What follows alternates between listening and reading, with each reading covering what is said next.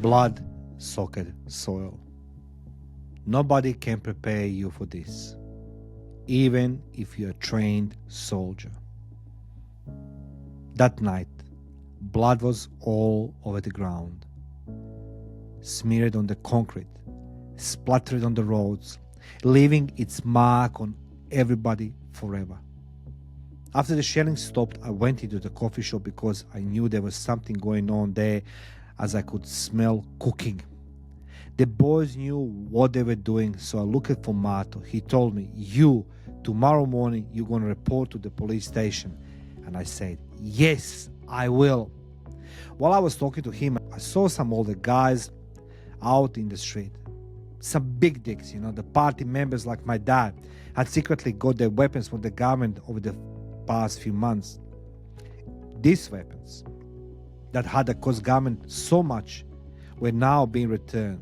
I saw all sorts of different versions of AK-47s from Bulgaria, Romania, Russian Shpagino, Papasha, PK machine pistol from the Second World War. Imagine how ridiculous it was to believe that we're going to fight the third most powerful army in Europe at the time with light infantry weapons. Somehow we did. These people were supposed to keep the weapons to help them instigate things for democracy, include rallies and barricades. I wonder how it was possible these people had got their weapons secretly after spending their entire lives talking of independence and how we need to go to the war. After the shelling, they were the first ones to go into the coffee shop and give their weapons back. To whom, you may ask? To us, a band of brothers? Just kids from the suburb? Ask yourself. It was for the simple reason they were afraid of the shelling and destruction.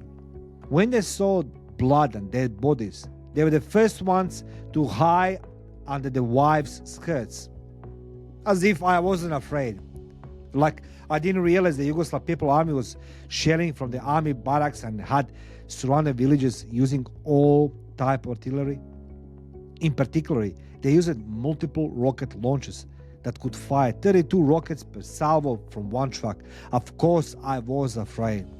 Not that I had anyone to tell, but I was naive, young, filled with anger and rage, and seeing destruction caused, knowing that they, the Serbian rebels and Yugoslav Federal Army, were celebrating while we are breeding fear. All I saw, the blood flowing on the street, while the fire brigades tried to clean up and ambulance crew pick up the body parts lying around. The night was filled with fear. I didn't know what to do, so I spent the night in coffee shop with the boys. I didn't know these guys were soon going to start defending my country. All I knew was that I was the beginning of the end of the life I dream of. There was a new life ahead of me, a very different life. I only knew I needed to survive because I had nowhere to go. I didn't know where my parents were. The girl I loved had gone. I was now on my own with a very ill grandfather and his wife to take care of. So I found a purpose. I knew deep inside me that the dark blood flowing on the concrete and soil was just the start of more suffering. Nobody can prepare you for this, even if you're a trained soldier. There is no book or video. There is no manual that can prepare you for such atrocities against your own kind. Military manuals are all well and good until the first bullet is fired. Everybody has a plan before they get punched in the face.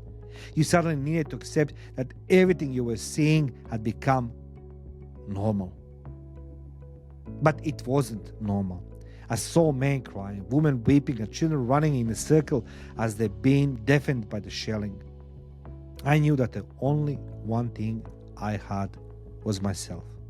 I knew I needed to adapt, and it was down to me to do it.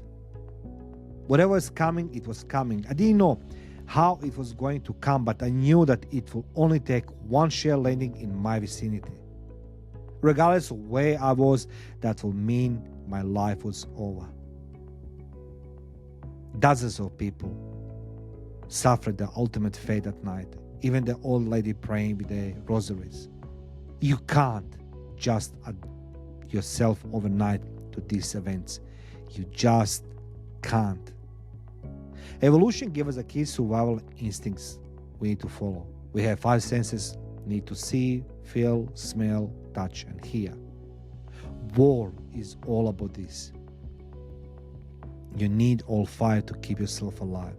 You're constantly asking yourself, can you see it? Can you smell it? Can you hear it? Can you feel it? Can you touch it? Can you taste it? I know, you may think tasting isn't that important, but it is where the most potential gas poison or chemical biological warfare can happen. You need all 5 senses working on full power. I started listening to my intuition, not just the training I had. Many people had been in the army during the peaceful times and they forgot the skills, they relaxed. In the army, you repeat the same action over and over again, not to become perfect, but for the skill to become habitual. Perhaps that is the key element of surviving, making sure it isn't my blood flowing to the street or soaking the soil beneath me. It's great to talk about positive thinking at the time when everything is okay. Not perfect, but okay. There is some hope. But suddenly, you're being confined to your city, divided by the blockades with the curfews. And there is constant fear and uncertainty amongst the people, day and night. What was strange was that during this time, in the other part of my city, people went out like normal. Initially, the shelling was very selective. In other parts of the city, people really were carrying on as if nothing was happening. But that soon came to an end. War was spreading like a cancer, with death, destruction, and craziness amongst the people.